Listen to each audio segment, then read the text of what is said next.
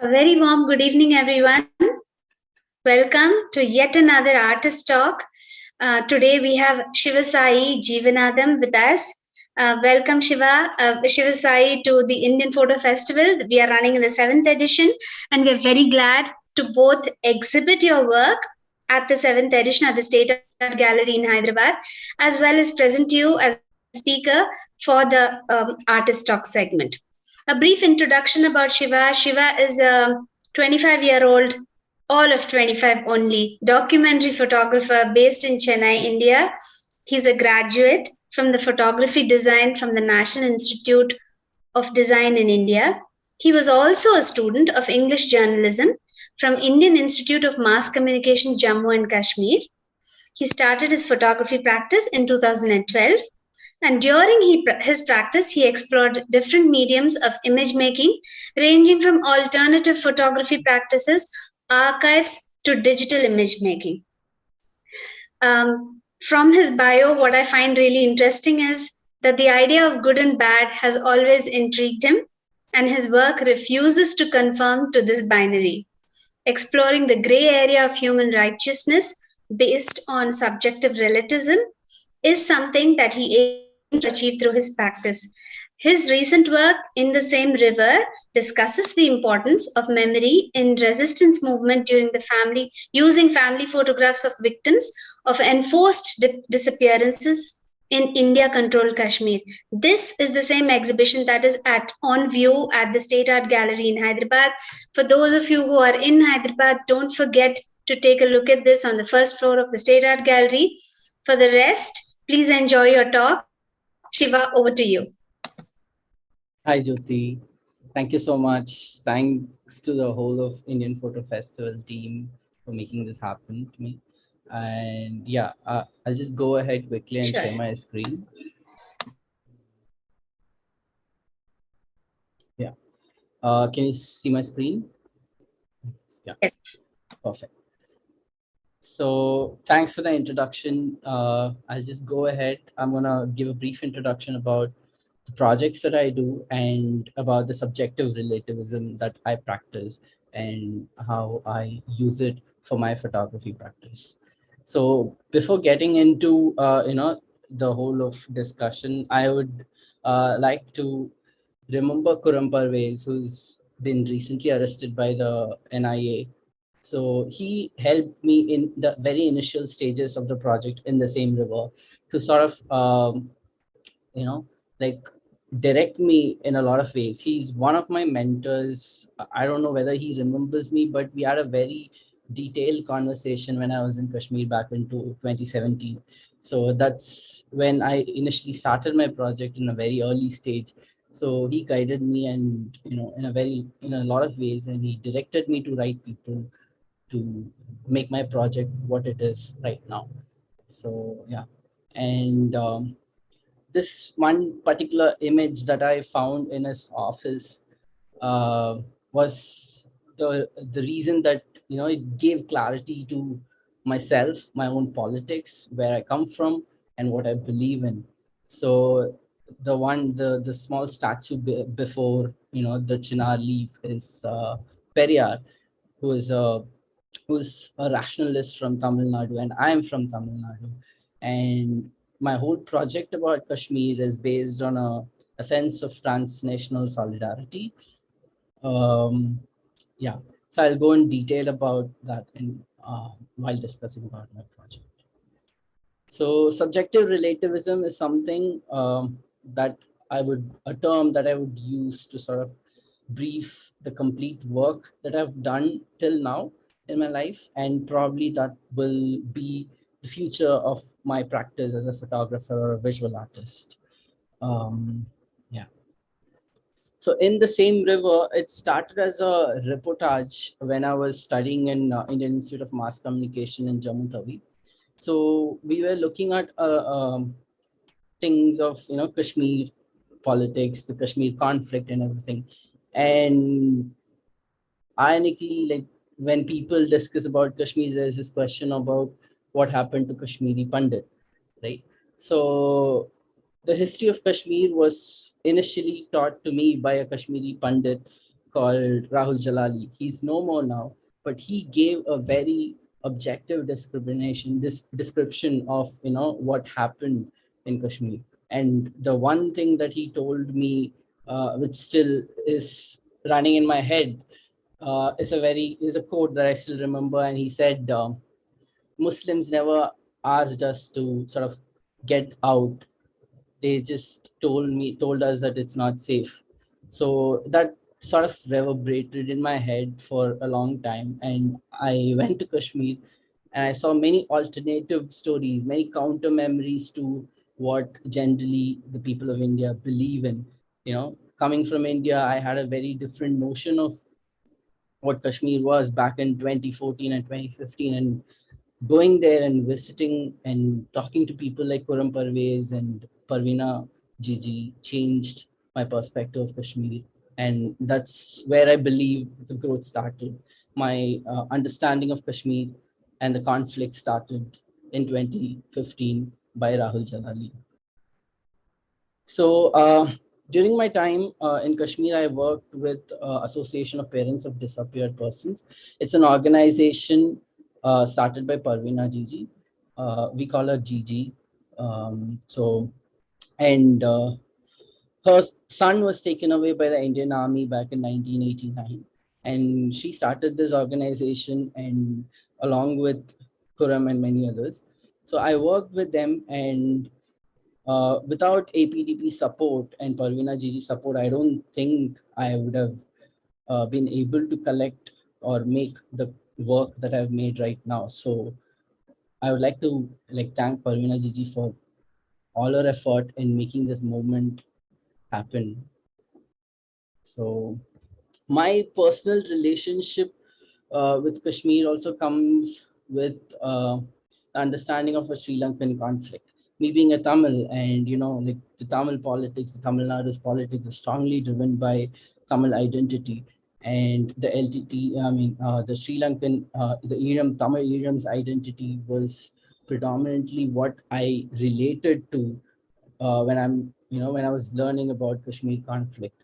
So one thing that I realized in these days, the colonizers or the oppressors have a same formula to oppress, everyone. So there's enforced disappearances happened in Tamil Eram as well as in Kashmir. So these parallels sort of helped me navigate through the work, or throughout these past 5 years. And this is a sort of relationship that I built to understand the complexity of the issue. So I'll just quickly go through the archive. So the archive consists of around 8,000 materials, could be photographs, documents, things that I've collected from the families and many other newspaper clippings and everything together. There's around 8,000 items in this archive. It's a digital archive. And Indian Photography Festival has supported me throughout, this building this archive. And major chunk of what I did in the past 2 years comes from the grant that I received from Indian Photo Festival. And I'm really happy that I received the grant and I could make this work come true. Thank you so much for doing that. And yeah, it was published in various other places as well. So right now I've chaptered the work into three major things: land, body, and memory. So how these three things come together in the Kashmir's resistance movement is something that I'm looking by discussing with this archive. So this is a first photograph of Irfan Ahmad Khan. This is the first ever recorded photograph of Irfan Ahmad Khan. Irfan Ahmad Khan was abducted from his school by some unknown person. So the family was searching for him. And then finally the police in their investigation told the family that he's been taken away by the army. So enforced disappearances are cases back in 1989 when people will be arrested by the army without any warrant, and their whereabouts are not known till now. But the family refuses to, accept it as, that they are no more, and they still keep fighting against the powerful to find their whereabouts. So while going through Irfan's album, a very like troubling thing was I found his very first photograph that was ever taken till the very last photograph that was ever taken in his life. So the one on the right hand side is the very last photograph that he had ever taken. So this particular one with his friends, and his sister remembered that it was during his birthday that they took this photograph. As you know, it's not a very common practice to take photographs back in 1990s. So this was the last available photograph of Irfan. So when I was in his house, I also found a bag full of things that the family still preserved, and yeah, and many such families, they hold on to these materials, these photographs, these clothes of the missing person, the victim, their loved ones. And one repetitive thing, redundant thing that I saw was the photographs being cut out from the family photographs, like this one, because in 1990s they probably didn't have the passport size photograph taken regularly. So once this person goes missing, the only photograph that they have is these family photographs, which are made into passport size photograph to fit into the inquiry report or the FIR reports. So it's like it was really new to me, because we take family photographs and our family photograph doesn't end up becoming a forensic evidence. But for people living in a conflict zone, every nostalgic memory is also a troubling one. Like, they have to, it's a very traumatic one to cut your own wedding photograph and stick it on a missing report, isn't it? So this is Bashrat Salim Pare. He was going to mosque, and he suddenly disappeared. And but the people in the streets told the family that he was taken away by the army, and he's not found, not been found yet. And this is another photograph. I don't want to mention the name of this person, but it's written there. So when I got this photograph in my hand, the person who was next to me, he was a translator who was helping me with Kashmiri when people don't understand Urdu. And he sort of told me, don't show this photograph to the mother. There's a victim, and I shouldn't show this photograph to the mother who's sitting right in front of me, because his mother had a heart problem, and they don't want his mother to look at this photograph and feel bad again.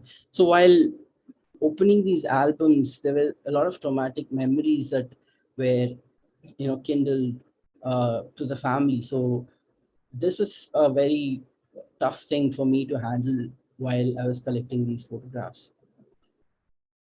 And this is another victim of enforced disappearances. And there's a box that I found in his house.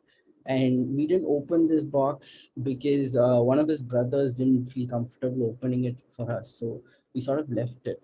And but he gave us this photograph instead and told me that this is our amanat, and we are giving it to you. So take it to the world and let the world know what happened to my brother. So Amanat in Urdu, I couldn't understand what Amanat is, because I come from Tamil Nadu and I can't understand Hindi or Urdu. So when I asked it, it meant something very personal and something that is precious to the possessor. And when they are giving it to someone, it means a lot. So that's how I felt about all these photographs, which other families have given it to me. That particular incident in this house sort of reminded me that all these photographs which the family gave to me are amanat, and I have to take it forward and present it to the world like they want me to. So, and this is another photograph of a victim, and this photograph was like burnt initially, and that was made into a copy. And that copy was again photographed by me, and there is another Xerox copy of these photographs lying. So it was very interesting to see how these photographs taken by someone and of someone is being transformed in the absence of the person. It's like in the absence of the body, the person, the photographs, the archives that the family hold are like growing. There are files about that particular person. There are so many forensic documents of that particular person. There are unidentified dead body pictures that the family yet hold, believing that one of these bodies could be their loved ones. So this is one such photograph which the army burnt, and they took multiple copies to sort of preserve it, to remember, which I'd mentioned in my earlier slides. To remember becomes the resistance of every Kashmiri.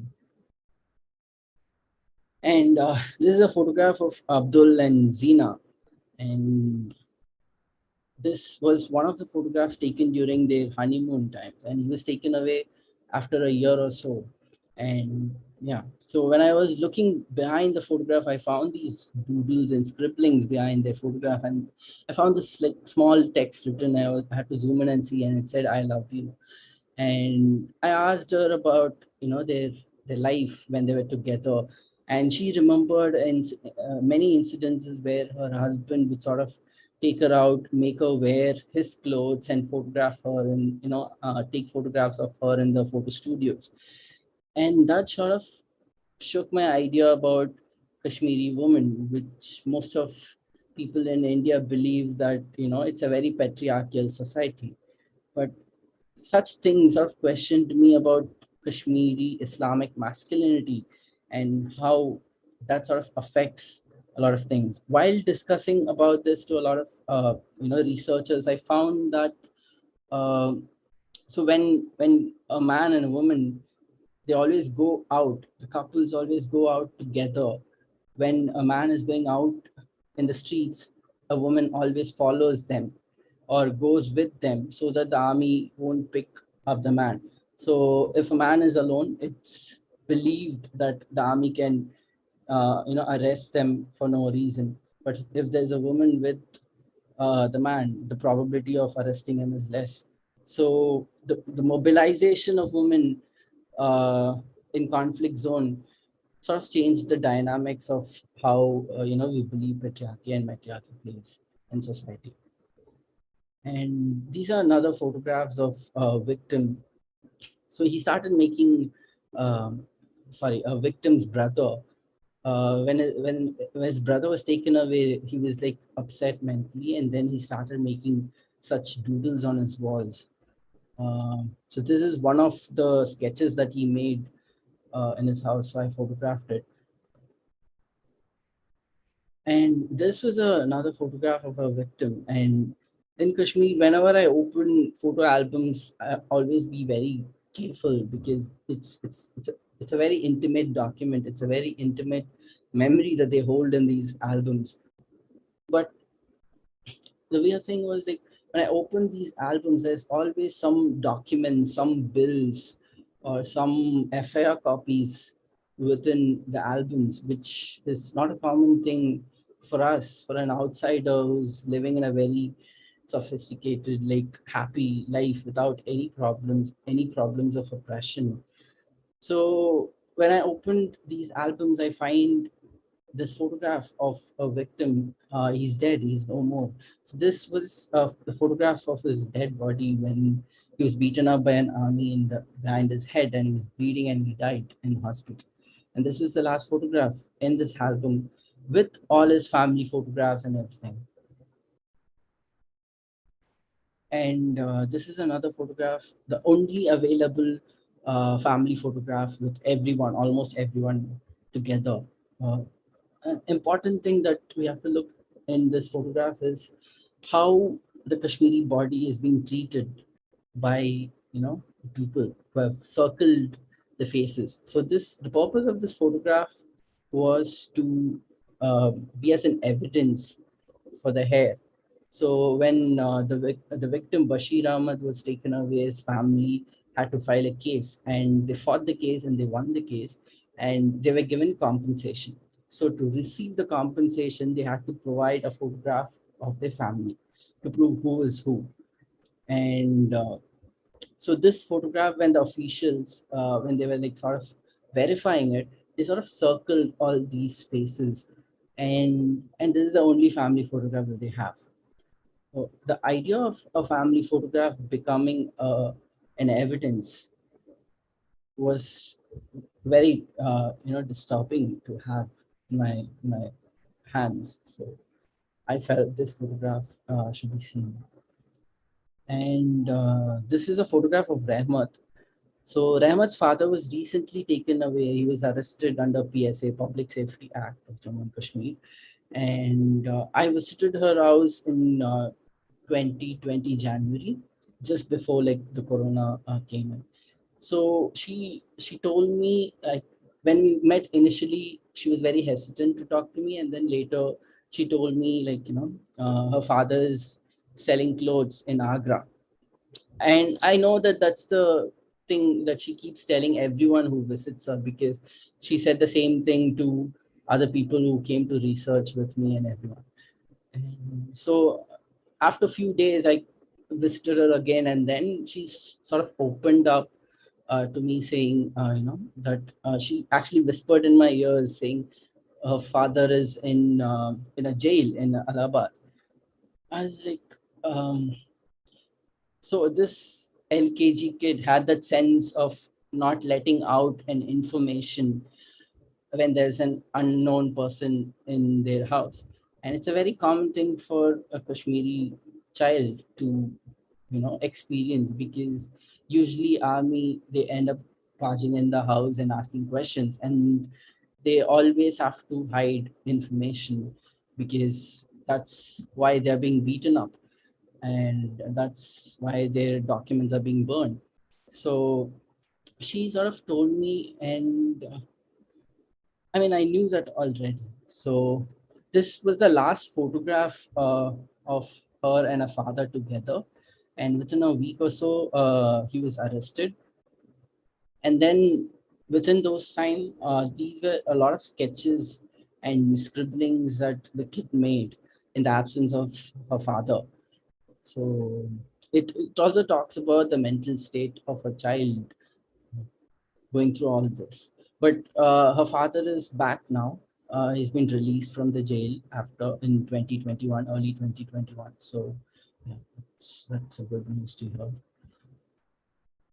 And, yeah, this is another book of a kid who's a pellet victim. So I was like, I usually, whenever I meet kids, I go through their notebooks, because as a child I used to write all my thoughts in my notebook, or I used to scribble on notebooks, and that's a common thing we all do when we were children. So when I was going through this book, I found this word resistance written behind a science book. So I had to ask him, like, which resistance are you referring to in this particular book? And he sort of looked at me and gave a smile, which sort of felt like, oh, you know which resistance I'm meaning, don't you? Sort of a smile. And yeah. And these are photographs of victims of torture, pellet, and juvenile detentions. So when we are looking at Kashmiri body, a lot of Indian photographers, or the way we look at Kashmiri body is very problematic for me. And when we search for Kashmir, the only images of Kashmiri Islamic men that we see on an everyday basis is an aggressive portrayal of Kashmiri men. So the way the body is being portrayed in the media and through any other Indian lens. So I sort of wanted to break that idea of a Kashmiri body, and even the space the Kashmiri body is being kept in. So this was, on the left is a photograph of a pellet victim, and he's an aspirant of BTech for IIT. So he's been preparing for the past 4 years. So this was his photograph, an environmental portrait, as we call it. in a study room. And the one on the right hand side is a portrait of uh, a girl who was hit by pellet guns. So I sort of consciously placed them in a higher position. And the way, whenever I read the testimonials of torture victims, it's always a certain abuse to the body, certain way they've been made to sit or beaten up and all of that. So the image on the right hand side is a photograph of a torture victim. And when he narrated the whole incident of what happened to him, he kept saying how they rejected him a seat, how they made him to squat, and how they sort of tied him up and used petrol bottles to sodomize him. So I sort of want to give the body that went through all the suffering a better place, a better position, and a better portrayal in my photographs. And in the process of collecting these photographs and taking photographs, I also gave my camera, gave my authority or agency, and I wanted to see what others are looking at. And these are photographs taken by a father of a daughter, and the daughter is photographing the television set that is in their house. And this is a photograph of Manzoor Ahmad. This Manzoor Ahmad was the very recent enforced disappeared cases. And the on the right hand side is the last cloth he was wearing before he disappeared. And this is a photograph of Shakila. And on the right is a photograph of the file bag. So these file bags had contradictory texts on them. It said welcome, happy day, lovely moments, and such text. But the information that these file bags hold and the way it grows was very troubling to look at. And even the image had a very, you know, traumatic but a quirky story behind it. How the glass that she was wearing before her operation was changed, was transferred to his kid, just like how their memories are being transferred, just like how their traumas are being transferred, to the children. So this was a testimonial that I received from a son whose father was tortured, and he's no more, he's dead. So I'm just going to read it out, and then I'm going to show you photographs. So if someone is sensitive towards such kind of pictures, I request you to look away from the screen. So his father is basically describing the way he found, the son is basically describing the way he found his father's body. So his body was kept in a very bad shape, as if some animal carcass was lying on the roadside. He had been worn a sweater of size of a child. While undressing him, I saw his left arm fractured and turned blue and black. His left leg was also fractured. His clothes were torn. So this is a photograph of Ghulam Muhammad when he was arrested by the army. He later got bail, and then he was later arrested by the army, and he was shifted to a jail in a different state. And these are photographs of his body. And his family sort of showed me this photograph and told me, take it, show it to the world. Our father has gone through a lot, but he's finally at peace. These are exactly the words his family told me in Urdu, and I still remember those words. And this is how I wanted to put up the exhibition in IPF, which most of you might have seen. And yeah. And a very interesting thing that I saw in this exhibition was these two kids and how they were observing the whole work. It was really intriguing because they were reading this whole text of a torture victim's testimonial, and I was scared. I was scared about whether I should stop them or let them be. So this sort of and then I let them read it without, like, the kids in Kashmir are experiencing so many things, and it's high time that our kids know about what they're going through. So this was the reason I had in my mind. And another important thing was the curiosity the kids had about opening the sort of exhibition and interacting with the exhibition to look what was going on. Yeah, so I'll just run through my other works quickly. And since I told you about my practice and it sort of deals with subjective relativism, I'm always curious about what is good and what is bad, questioning the moral reasoning that we humans give in our day to day life. And this was one such project where I was photographing people who have sexual, emotional, or a platonic relationship with animals. So she she was having a platonic relationship with her cat. She believed that cat is her soulmate. She had problems with people and human relationship in her childhood because she had a very abusive childhood.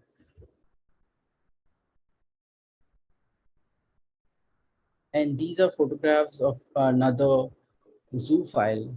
Uh, Again, zoophiles are people who have emotional, sexual, or a platonic relationship with animals, which the world considers or the world believes that it is animal abuse. But they, these people live in a very uh, contradicting world where they sort of romanticize their relationship with these animals.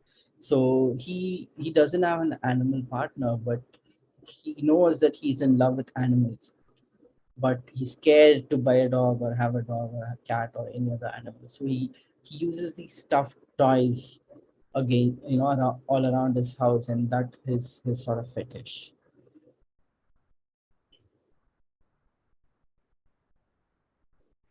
So I use a special type of film that sort of changes all the green to purple. It's called a lomochrome purple film. And the reason of for choosing this film is because purple is a color in nature that we rarely see. But that doesn't mean purple is not existing in nature. They exist, but it's rare. So are these people, and their idea of sexuality or romance is completely different from what we believe in or what we think is good. But their existence has to be documented, has to be talked about. So that was the whole idea behind this project. Again, some photographs can be like triggering to a lot of people. So unfortunately, I couldn't blur it out like Instagram. Sorry.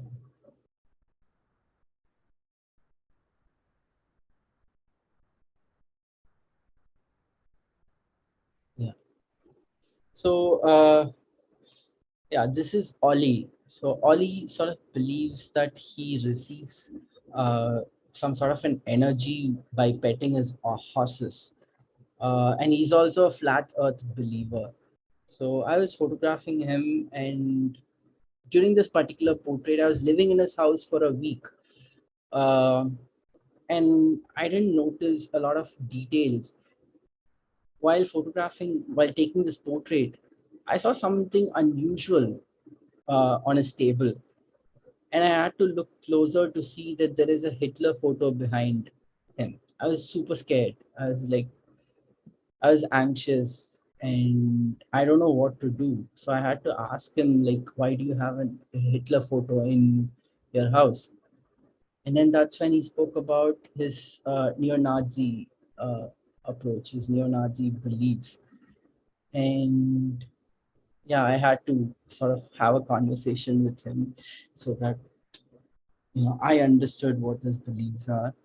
And that definitely doesn't mean that I accept or agree to his beliefs, but it was really a new world to be within their spaces and not get killed.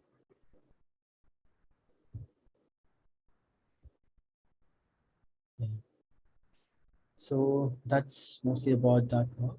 And I'm going to talk about Avant-Garde Politics. It's a political satire that I created during my time in National Institute of Design. Mm. So in Tamil Nadu, there's this idea of giving freebies to win elections. Most of these freebies were being criticized nowadays, but these freebies also helped a lot of people, especially women, to reduce their domestic work time and spend more time on other things. So these are certain products that Tamil Nadu politicians were giving away in order to win elections. And I was just looking at the state of these, these freebies, which doesn't have a warranty or a guarantee. So is their trust with the politicians. So is their vote. And yeah.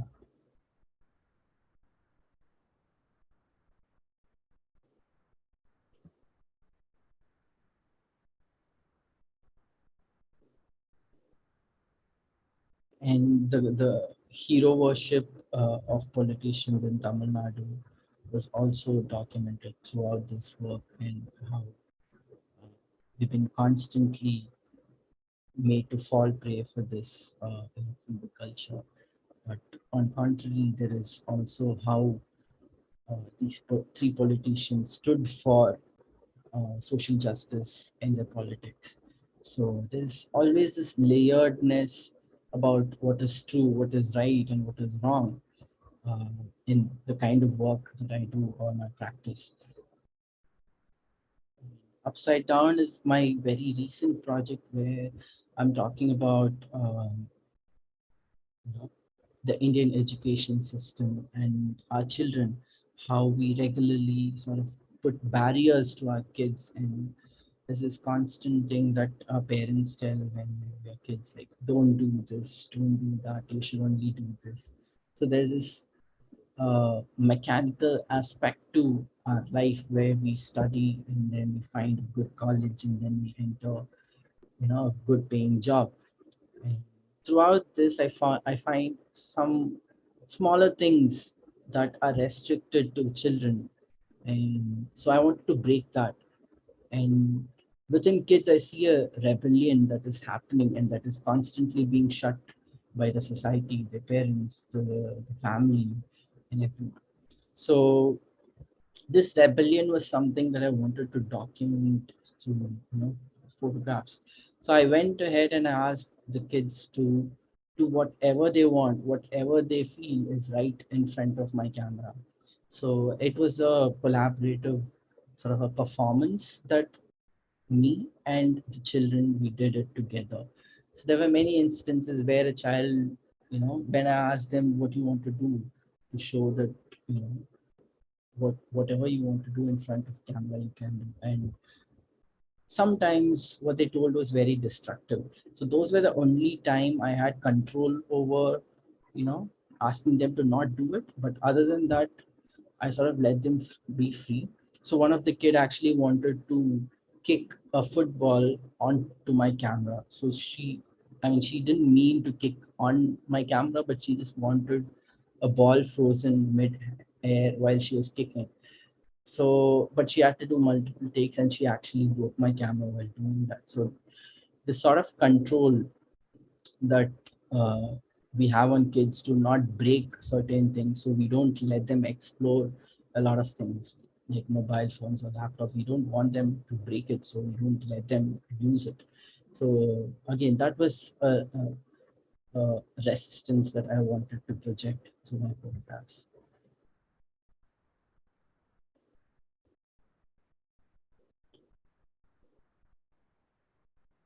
So throughout this project, they chose the space, they chose their action, and they chose what they want to do. Sometimes even they photographed themselves or their sisters, their brothers photographed them doing the action, and I was just an observer without my camera. These are regular day-to-day things that children do, and we as adults have lost this innocence, this this craziness that sort of leads us to a more creative world, and we have sort of put them in boundaries which they have to work around in later stages of their life. Yeah. So that's mostly about my work, Jyoti.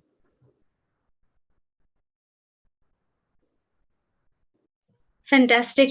Thanks so much, Shiva Sai, for taking all your time, Thank you. explaining it to us in great detail, and your projects are really very interesting. I do see how you often question, um, good, bad, etc. It's really very visible in all your projects. So tell me, how do you choose your projects? Like, what kind of drives you into choosing the next project, and how do you know that when a project is done? Sometimes one project leads to another. For example, the children's project that I did, Upside Down, was an idea from my previous project. While I was doing it, I observed a lot of kids who were against, who were like rebelling to their parents and a lot of stuff. So that's how I choose.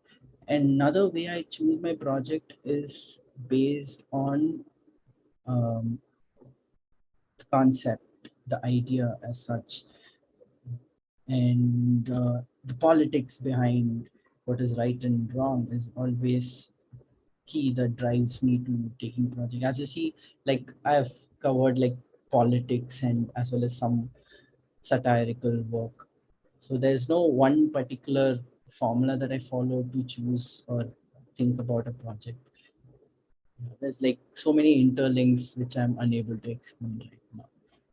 And I don't think that any of my project has ended yet, because like I said, when I was doing the avant-garde politics, in the middle I came up with this idea of a child, when he was photographing when I was photographing him with the mixie and the grinder that the politicians gave me, and she sort of had it on her head and she wanted to Okay. pose it like that. So that's when I came up with this particular idea. So it keeps going in circles for me, it never ends. Very interesting, Shivsai. I think that's how it evolves. Tell us a little bit more about your Animals in Love project. Like, I see that the subjects that you've chosen are not based in India. What is this? Is this a project that you took up as a part of your travel, or how did that work? uh okay, so I had this project for a long time. I actually got this idea in a discussion with one of my partners, ex-partners. So there was this conversation about what is right and what is wrong, just like how we are having today. And the question that she posed to me was, what is the extent you think is right in this world or wrong in this world? So I sort of started researching about the extent, the limits of sexuality and romance, and then I found these two people who were talking about zoophilia, and it was a very common thing for them, and they were talking about history and how it was common in India, and that relation struck me. So I started doing more research on zoophilia in India, and I found a lot of miniature paintings and all of that. This was back in 2016. Yeah, so before I joined NID. So after joining NID, I was I initiated talking with these people because I knew that there was a exchange program in NID, because I couldn't afford to go to this particular country and then photograph them. So when NID was offering this exchange program, students exchange program, I started planning a year ago. So I was having this constant conversation with these people, and then I finally got into the exchange program after joining NID for in a year, and then I went to that particular country and I photographed them. I have a NDA signed, so I can't No, tell no, you I which country. they are We fine. understand. We Yeah. understand. I'm just, it's a question that I was curious about as to how it must have worked out, etc. But I'm glad that it did, and that you were able to show what you were researching into. So that's fantastic. Um, the next question is from the audience. They ask, how do you fund your projects?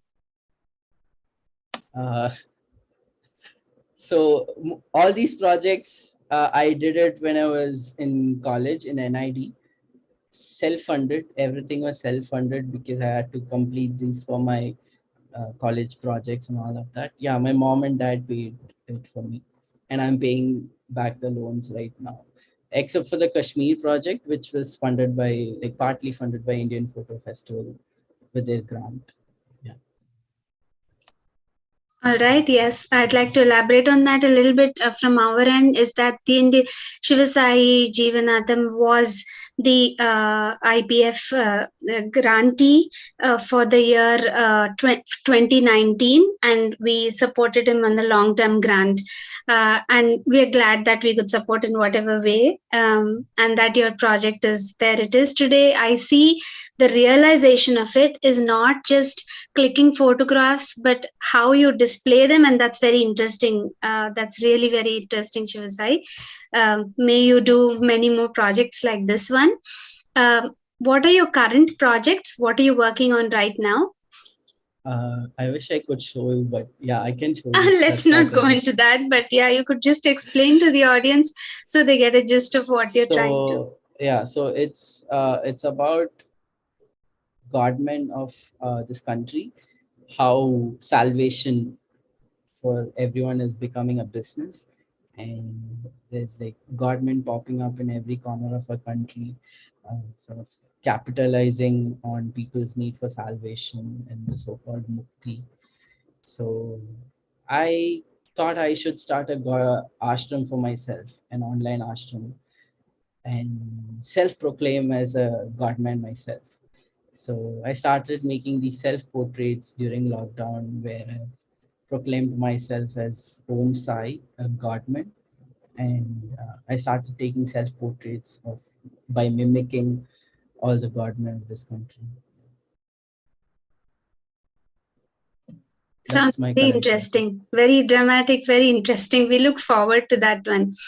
Um, Thank you. Now, tell us a little bit about your process of taking photographs. What role do digital technologies and these evolving things about photography? How much of an impact do they have on your style of photography? Okay. So while taking photograph, I concentrate on the form, the idea or the story more than the aesthetics, how they look, or which uh, medium that I choose, whether it's photographs that I should take using a film camera or a digital camera, or should I change it to black and white. These are things which I leave to the story or the narrative that I'm researching. So the research sort of guides me with the aesthetics and not the other way around. So yeah, for this particular work, I'll just go through these slides. Yeah, this would be a perfect image. So for this upside down work, so I thought digital camera would suit me because it's more easier and convenient, because I'm going to go to kids and they're gonna want to use my camera, and I want them to be comfortable and easy to use. So digital camera, obviously. And I use slow shutter. So that's a sort of aesthetics that I followed throughout. That's a sort of styling that I followed throughout this work. That's because I'm photographing kids and I'm talking about resistance and rebellion, and I don't want to capture their moment, because I felt capturing or freezing their moment is more like resisting, or you know stopping them from doing that action. So I sort of had a very low shutter, not extremely low, but low enough that if they say stay still, it would be a perfect image. If they are moving, then it would be a blurred image. So, and it's their choice to stay still behind the camera or move. So so the idea behind it sort of became uh, a styling, an aesthetics. So that's how I would process and make it. Thank you, Shiva. Thank you for that. I have a question here directly in the Zoom room. They ask, and it's from an anonymous attendee. You talk about politics. What is your personal politics with reference to your projects?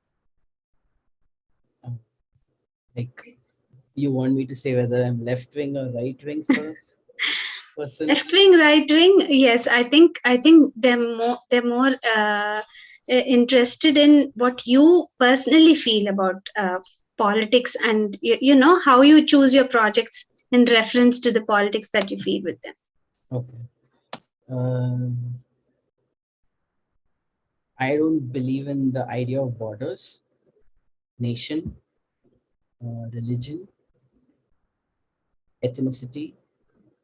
And I know it's a long way for us to go to that utopia, but that's something I hope maybe if I start talking now, the future generation, maybe like 10, 15 generation from now, would probably reach there. So I think that would be my politics.